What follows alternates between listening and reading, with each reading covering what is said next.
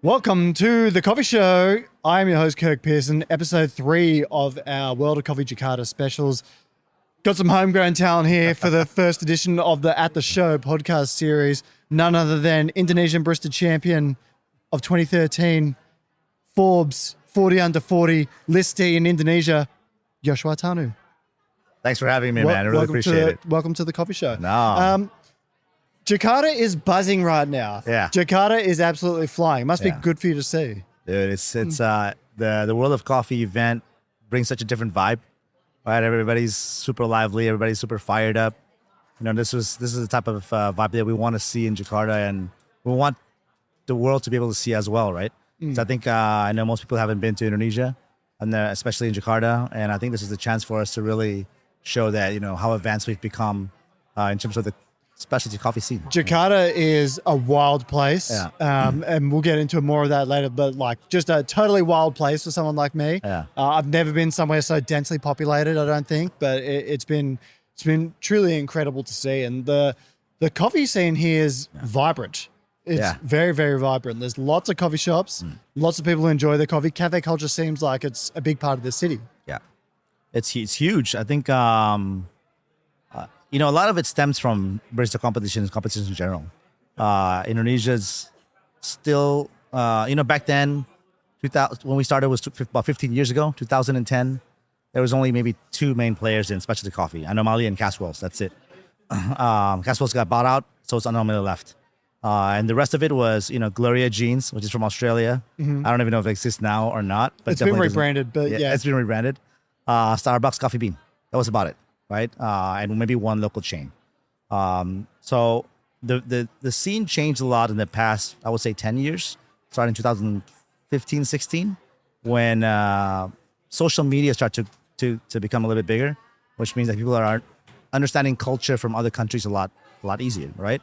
And so understanding culture, seeing the behavior outside allows them to want to learn more and bring that culture back, right? Before that, it was just basically whoever went abroad for school or for work, bring back that culture. So trends used to be maybe about 5 years late coming to Indonesia from other countries.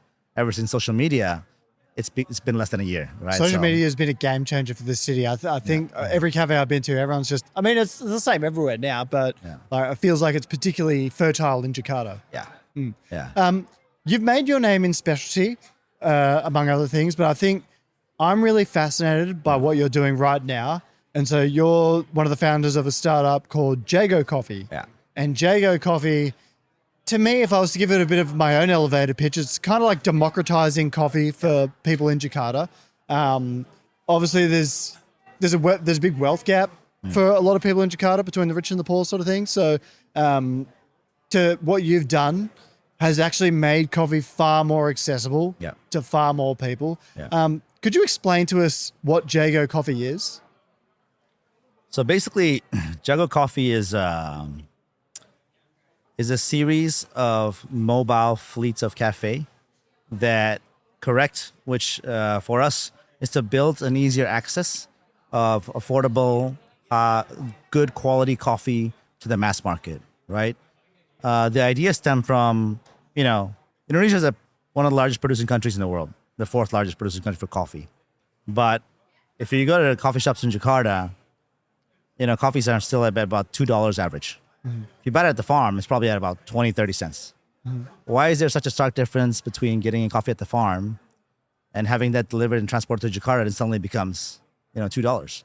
At least, you know, 10 times more, right? Yeah. So is it, obviously it's a lot cheaper to source coffee from Indonesia rather than have it freighted here from Brazil, Vietnam, Colombia, etc.?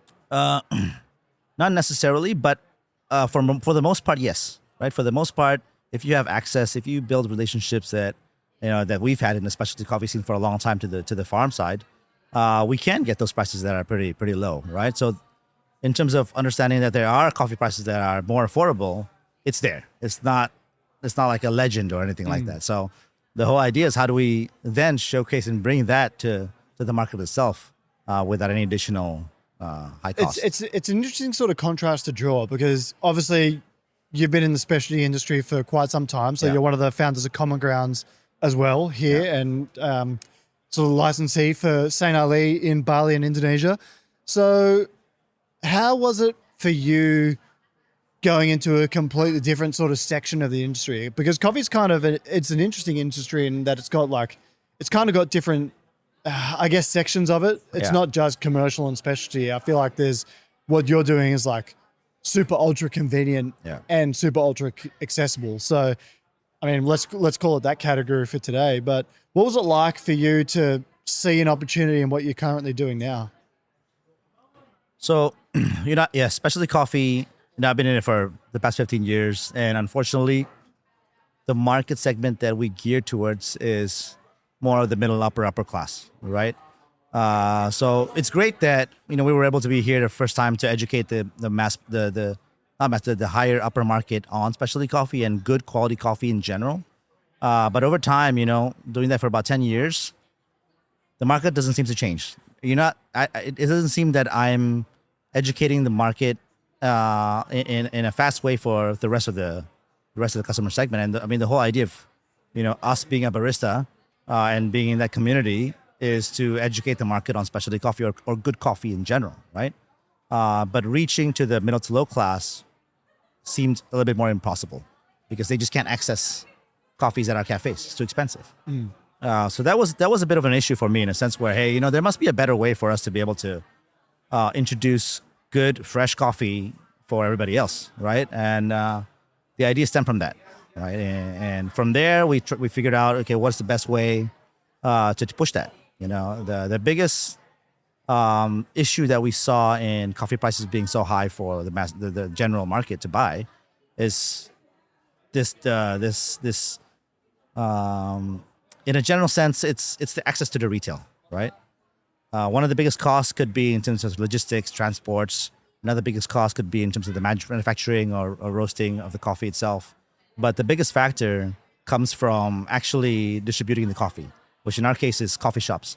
Coffee shops have a high overhead cost in a general sense, right? Your rental costs a lot higher, your labor costs a lot higher, utilities cost is high, but the cost of coffee actually does not change from that much. It's marginal from farm to the store, right? So we thought, okay, if that's the case, shouldn't more people be able to buy it, even though it is more expensive?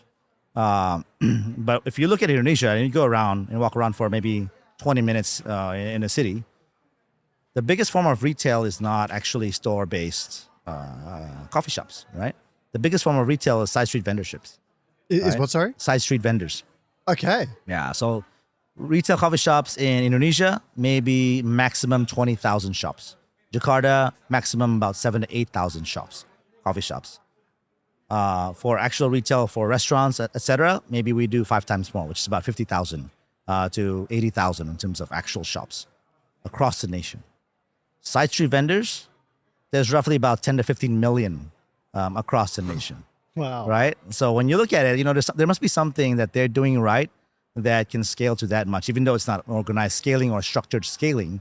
But in terms of the availability, if it's that wide, that means there's a lot of customers looking for it, right?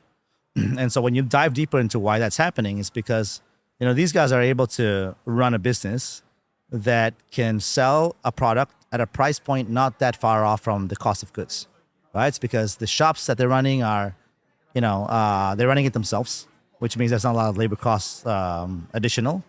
The locations are super tiny, or sometimes they do move from one location to another. So in terms of rental costs, either zero or super minimal, right? They don't have utilities costs. Everything is gas, though. There's no electricity, right? So in terms of your logistics costs or infrastructure costs, is not high, which means that they can afford to reduce the price points while still keeping the margin just enough for them to survive or live on, right? So if, for instance, fried rice, right? So you can buy fried rice in a nice restaurant in Indonesia for maybe about $7, $8, right? Or you can buy fried rice in a side street vendor for about $1. And if you look at the actual difference between the two fried rices, it's super marginal. The rice is, maybe one uses Indonesian rice, one uses Japanese rice, marginal. The egg prices are all similar. There's no change between a big chain and a small market player. Vegetables, same, right?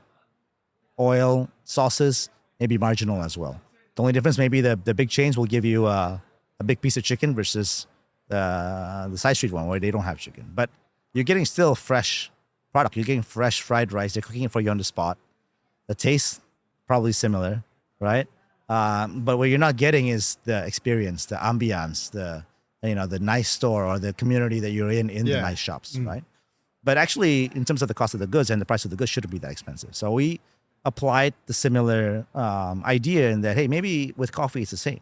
Maybe we can democratize and bring, the same quality of coffee that's fairly good that for people to be educated on, but at a much lower price point based off of the same model, right? And so I want to outline to people how your business kind of operates now. And so my understanding is that you're a startup, so you got funding to do it, and we'll go through a bit of that sort of stuff later. But so basically, you set up centralized distribution centers that basically your operators, your franchise partners, is that what you call them?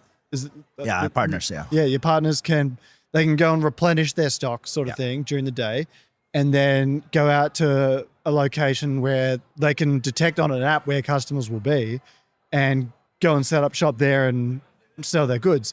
And we actually interacted with one the other day. So thankfully, you sent a driver, one of your partners, out to us, to our hotel, and he was making transactions with us. So, and we saw him interact with customers, and we bought some of the coffees ourselves, and they were very good. The quality was excellent for what it is. And it's like, there's a little bit of sugar and stuff in some of them, but they were delightful. I think people in Australia would also love to drink them as well. So it's a really, really interesting model. So you pick up from the distribution center, ride out on the bike, and it kind of needs to be a bike because the traffic in Jakarta is horrendous. And then you can just set up anywhere and just start trading. Yeah, that's exactly right. So think of it as like a central kitchen with a fleet of carts. We distribute it to a certain area radius that's super dense. So we try to build a density of a customer to a cart at always between 75 meters to 100 meters at distance at all times, which means if you live or work inside our operating area, you'll see the carts at least once or twice a day.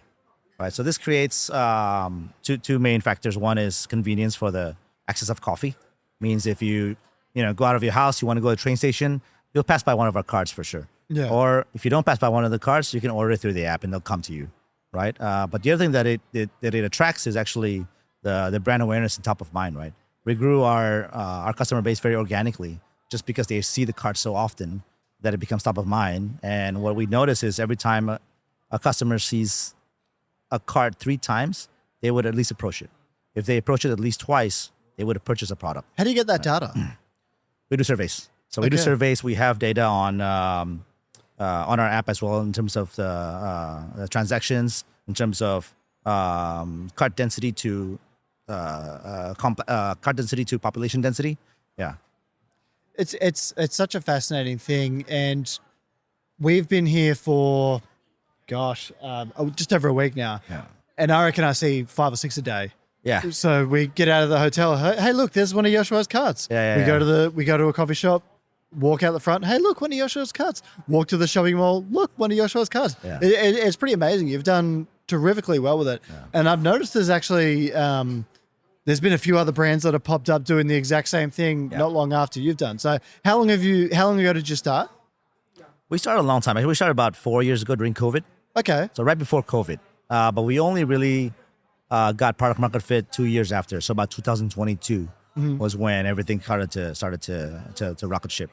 One of the main reasons, obviously, is COVID is one. The second main reason, I feel it's timing plays a big part. Meaning back in 2018 was the big boom of coffee chains in Indonesia.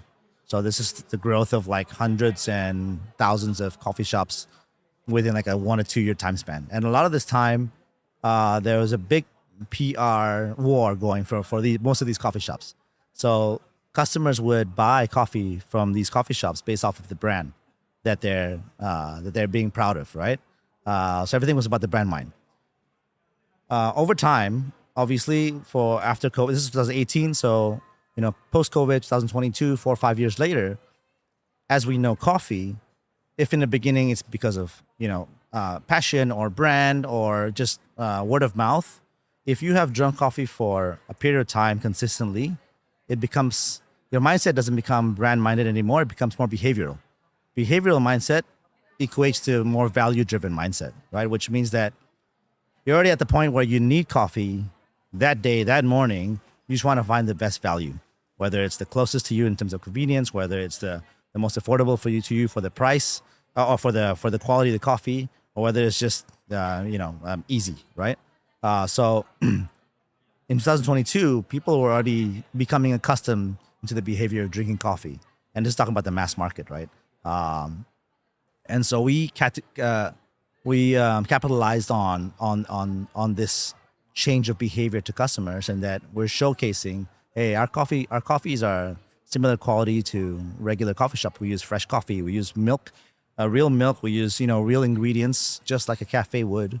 And the price point is a third of the price, right? You'll get the same quality product at $1.50, $1.80. We're pricing ourselves at 50 to 60 cents, right? And so it gave a different mindset shift to the customers of thinking, hey, maybe it's just much better to buy from Jago versus a coffee shop. The second form is the disruption that we built is towards communities who were originally drinking mostly instant coffees, right?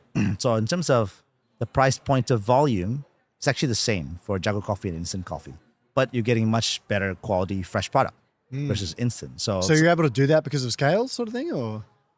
No, it's just again distribution, right? I mean, just based on the economics of coffee, it's already pretty healthy enough that you can.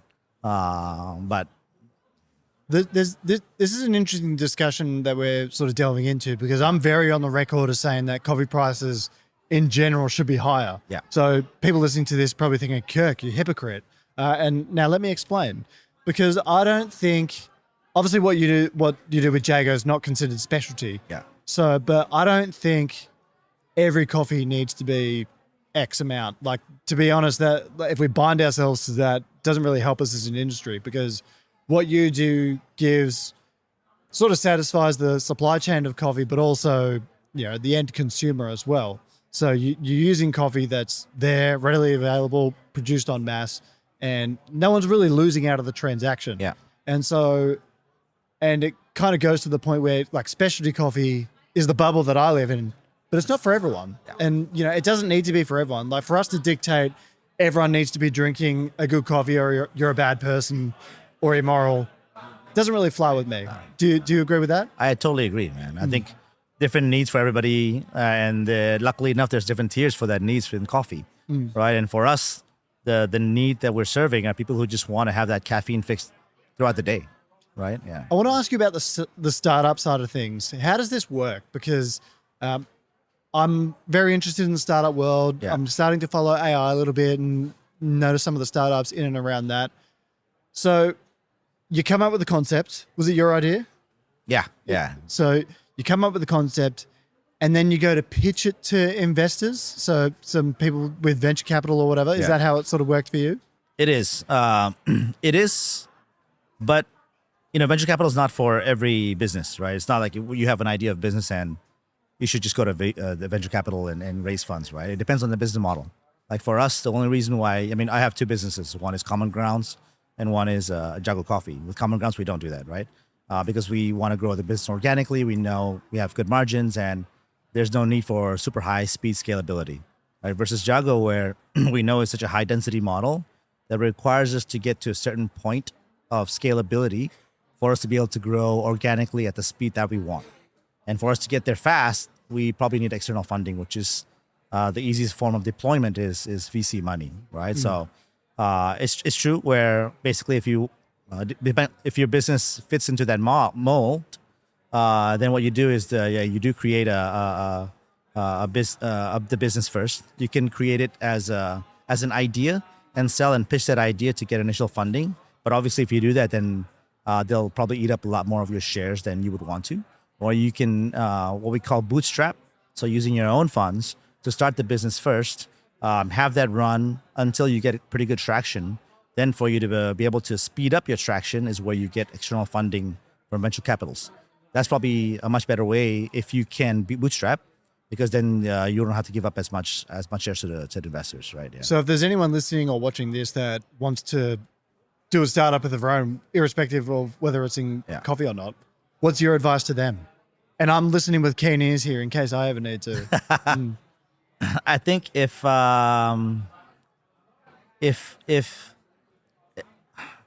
go with try to understand how you feel about the business. Try to understand yourself a little bit more in terms of how you think and feel, and work on entrepreneurship, right? Because obviously getting external funds, it's not just as simple as I'm getting a lot of money and it's fun times to grow, right? There's obviously a lot of responsibility, a lot of consequences involved in it with it as well. And depending on how you should, my advice is to stress test yourself. And if you have high stress counter agents in your body and mind, you can probably go through the venture capital model to grow your business a lot faster, right? If you don't, try to bootstrap the whole way. Try to organically grow. For me, my advice is to organically grow all the time, if it's as much as possible, just because you can grow at your own pace. You can grow at your own comfortability. But obviously, if you're highly productive, you're very goal oriented, and you have some type of final value that you look for at the end of the day, then go with what's the fastest way. Yeah. Do you plan to expand outside of Indonesia? Because it seems to me like this is a model that could fit in so many densely populated Asian cities. Like, have you expanded yet outside of Indonesia, or do you plan to? No, honestly, we're only in about 30% of Jakarta right now. So it's still super tiny. I think biggest focus is to expand across the nation first, because in Indonesia, it's an archipelago, so we're a bunch of different islands. So even going to different islands, like going to a different country. Obviously, in the future, we do think about wanting to expand to a lot of different countries, but expanding to a different country takes a lot of investment, both in time and also in money, right? So until we can sustainably create a healthy margin for us to set some of those things aside to be able to expand comfortably, then I'll probably stick to the core fundamental country that I'm in for now. It's interesting because I was talking to someone who does a bit of fund management the other day. So they work with something like $14 billion worth of funds. Yeah. And they were speaking about how they invest in Indonesia pretty regularly because it's a high consumption country. Obviously, 280 million people in this country, 28 million belonging to Jakarta alone. Yeah. So it kind of seems like you're onto something there. So even though you're working with, low value products by measure of the transaction, the scalability and the regular consumption is quite high. Any fairness to that? Yeah, no, definitely. I think Indonesia is highly consumptive, but you have to, if you don't want to invest in Indonesia, you have to understand the the customer segments, and you have to understand which part of the market you want to penetrate, because each tier probably has a different business line or industry that can dominate in those How tiers, many right? how many cups a day do you make with Jago now? We serve roughly 3.5 million cups a month now. A month? Yeah. My goodness. Yeah. 3.5 million. Yeah, My something goodness. like that. That sounds like mind-boggling. And so, I don't know if we're going to have the time, but I'd really love to see one of the distribution centers, how they operate. Because Fauzan, was that his name? Fauzan, the other day, the operator that came to see us, he was so professional, and he was only 18. Yeah. And he is basically an entrepreneur with goals of his own right now. Yeah. And he carried himself really well. And I asked him, what do you want to do, 5 years from now? And he said he wants to be a trainer at Jago.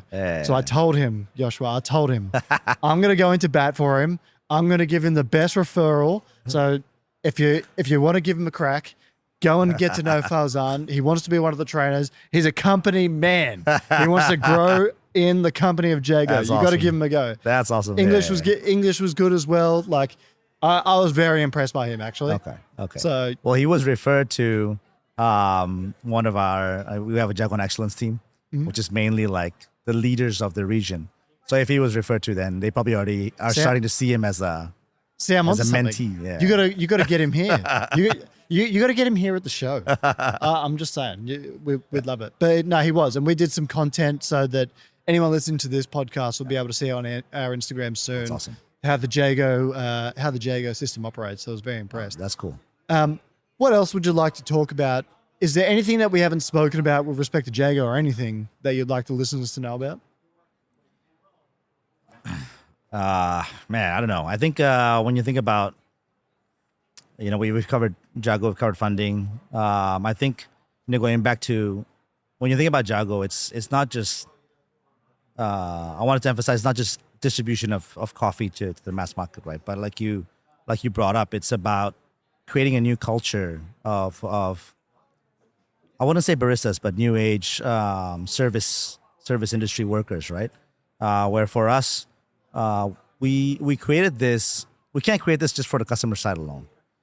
We have to create this for the supply side, which is the Jaguar. We call it the Jaguans, right? The Jaguan side. And our platform is a way to be able to connect these two together as quickly as possible, right? But the main point is we have to make both of these guys win. Customers are already winning because they're getting much better coffee at an affordable price point in terms of access. So the way we have to make the Jaguans win is to, one of the biggest emphasis on the company is how do we build this tech ecosystem. People don't see us as a tech company because it's so offline. You see it in the streets, it's coffee. But, when you think about our type of model, which is, at the end of the day, thousands and thousands of carts of individual guys running around with this EV vehicle, for us to be able to scale from 0 to 100, from 100 to 1,000, 1,000 to 100,000, if you don't have any tech ecosystem in place, one, that will not work, right? You'll have a lot of fraud, a lot of wastage, leakages, anything can happen in the cart level.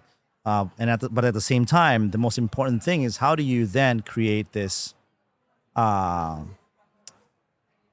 let's put a positive word to a pyramid scheme, but to building a pyramid scheme for culture that as you grow your Jaguans, everybody has the same mindset or demeanor as Fauzan, right? So a lot of this has to do with the age range that we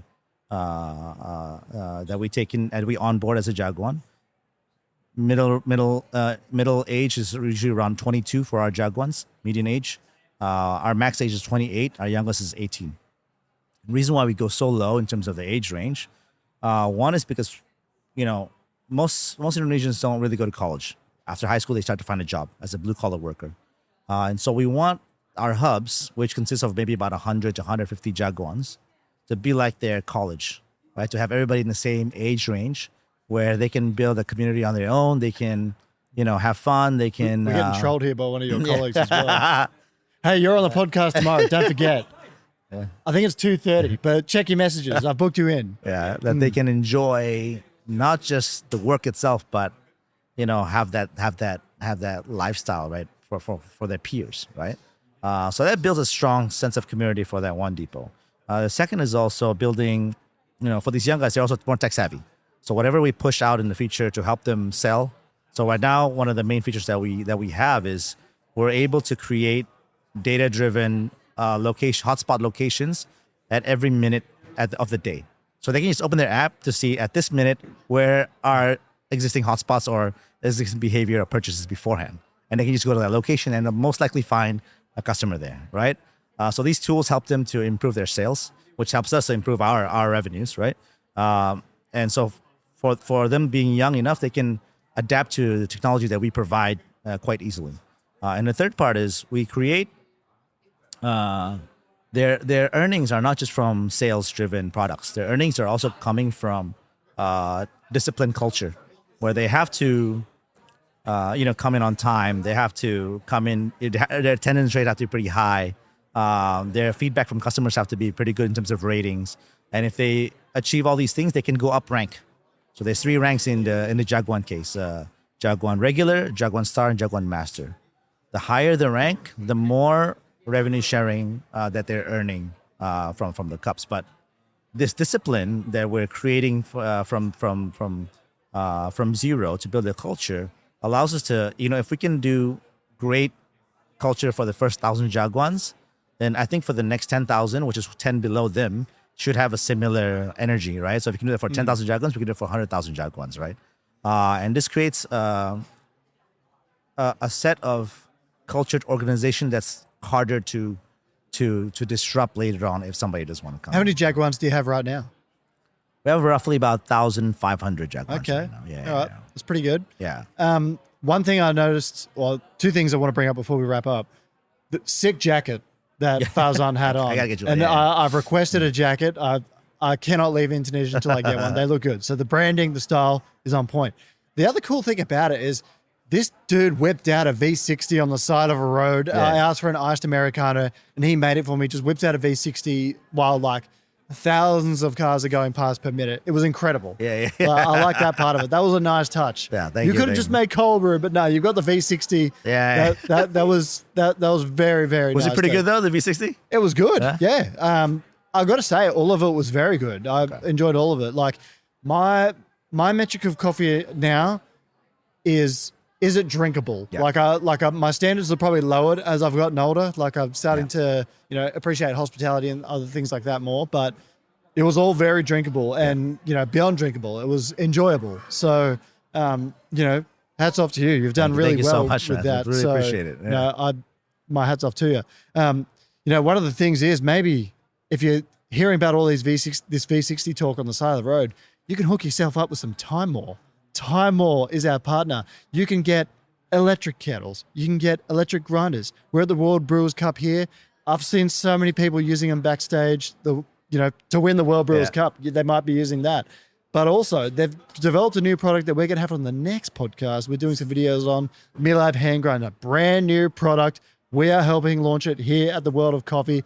How's that for a segue into a sponsor That's read there? awesome, man. You got to give it to me there. What great Dude, I gotta give that to you. Yeah, I like that. It works in. But thank you so much for your time. I thank think you. the city of Jakarta has been so welcoming for us. Yourself, Aston, and Darianto have been such big supporters of myself coming over, both now and in the past. So, I feel so welcome. Oh, man, World of Coffee. This has been an absolute success of a show. It's heaving. Dude. Like we're in just like a section. There's just people all around us just taking a break. That's sick. It's pandemonium in here. There's so many people. It was completely sold out. So I mean, I think you've done well. No, thank you so much for having me and having the team and always supporting us and everything that we do from the start. So thanks so much, Kirk. No worries. Well, thank you man. so much for coming on the Coffee Show with Kirk Pearson. I am Kirk Pearson. Yoshua Tanu.